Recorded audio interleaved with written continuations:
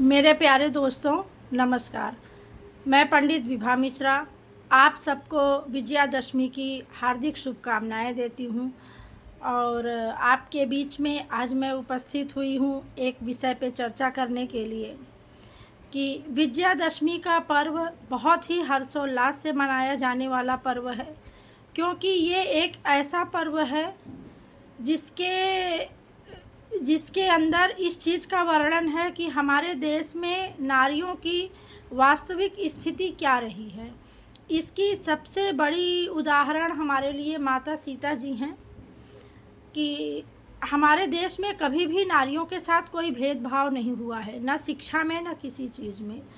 उसका बहुत बड़ा उदाहरण है ये कि जब अहंकारी रावण ने माता सीता को लंका ले जाने का प्रयास किया, तो आप सबको पता है कि रास्ते में जो भी प्रभु श्री रामचंद्र जी के भक्त थे, उन्होंने सब अपने अपने तरीके से उनको बचाने का प्रयास किया। उसके बाद भी असफल रहे और रावण माता सीता को लंका ले गया। सिर्फ ले जाने के गुनाह के कारण अहंकारी रावण का अंत हुआ प्रभु श्री रामचंद्र जी के हाथों, जिसके उपलक्ष्य में आज हम सभी विजयादशमी का यह पर्व मनाते हैं। परंतु सोचने का विषय यह है कि एक रावण का तो अंत हो गया, क्या वास्तव में रावण मरा? ये बहुत गंभीर विषय है, इस पर सोचना पड़ेगा। वो रावण तो प्रकांड विद्वान था, पंडित था, ब्राह्मण था, महादेव का अनन्य भक्त था और उसका वर्णन करना संभव नहीं है, अवर्णनीय था। प्रकांड विद्वान था, शायद उसको पता भी था कि ये प्रभु हैं, राम हैं तो रारी करो, ये प्रभु हैं, इनसे इतनी रारी करो, इतनी बदमाशी करो कि ये हमारा उद्धार करें। और वह सौभाग्यशाली था जिसका उद्धार करने के लिए प्रभु श्री रामचंद्र जी को लंका जाना पड़ा और रावण का उद्धार किया, जो कि कितना सौभाग्यशाली भी था। लेकिन हमें ये संदेश भी मिलता है कि ये वही भारतवर्ष है जहाँ पर नारी को उठाकर ले जाने के इतना बड़ा इतनी बड़ी सज़ा मिलती है कि रावण की पूरी सोने की लंका तहस नहस हो गई, ख़त्म हो गई और रावण अहंकार रूपी रावण का नाश हुआ। परंतु हमारे समाज में आज भी बहुत से रावण हमारे आसपास व्याप्त हैं। मुग़लों के आक्रमण के बाद महिलाओं की स्थिति बहुत ख़राब हुई, जिससे कि हमारे देश में पर्दा प्रथा का चलन बढ़ा और महिलाओं को शिक्षा से वंचित किया गया। उसके बाद धीरे धीरे इन चीज़ों में सुधार तो हुआ। आज महिलाएं हर क्षेत्र में हैं, शक्ति रूप में, समाज में, परिवार में अनेक बड़े पदों पर हैं। परंतु फिर भी कहीं ना कहीं ये अधिकार की लड़ाई चल ही रही है, जो कि हमारे प्राचीन भारतीय सभ्यता में ऐसी कोई बात नहीं थी। किसी महिला को अपने अधिकार के लिए नहीं लड़ना पड़ता था।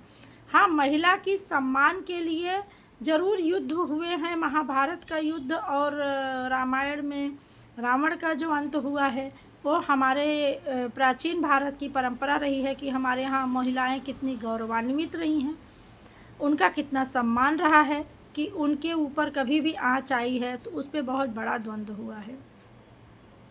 परंतु मित्रों, जो आज का समय है उसमें बराबरी के अधिकार की लड़ाई है। महिलाएं तो संपूर्ण जगत की जननी हैं, सृष्टिकर्ता हैं, पालनहर्ता हैं, उनके ऊपर तो ऐसे भी बहुत दायित्व हैं। बराबरी के अधिकार की लड़ाई होनी नहीं चाहिए, पर कहीं किसी स्तर पर थोड़ा ज़रूरी भी होता है। और उससे भी ज़्यादा ज़रूरी यह है कि आज की व्यवस्था में हमारे देश में महिलाओं की जो दुर्दशा है, बच्चियों की जो दुर्दशा है और लोगों में जो तनाव इतने बढ़ रहे हैं, जो सामाजिक स्तर लोगों का एकदम गिरता जा रहा है, हर स्तर पे एकदम हाहाकार मचा हुआ है। उससे तो ऐसा लगता है कि हर घर में रावण है, हर गली मोहल्ले में रावण है, सड़कों पर रावण है, समाज में रावण है, कोई जगह नहीं बचा है कि जहाँ रावण ना हो। तो मेरा यही कहना है कि एक दिन रावण के पुतले का दहन करने से हम लोग विजयादशमी का पर्व तो ज़रूर मना लेते हैं, लेकिन वास्तविक खुशी इसमें बिल्कुल नहीं है, क्योंकि जो अहंकार और ईर्ष्या रूपी रावण है वो तो हर घर में, हर दिल में, हर किसी के यहाँ वास कर रहा है।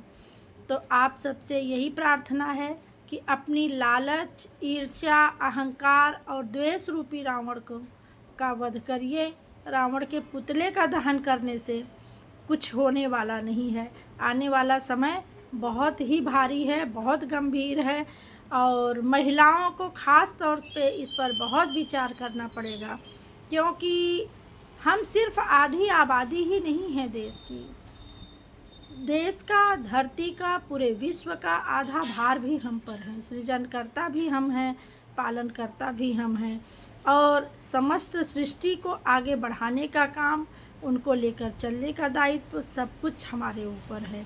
तो महिलाओं से विशेष आग्रह है कि वो माता सीता थीं, जिनके लिए रावण का दहन आज तक किया जा रहा है। तो महिलाएं विशेष तौर पे अपने दायित्व को समझें और सतमार्ग पर चलें।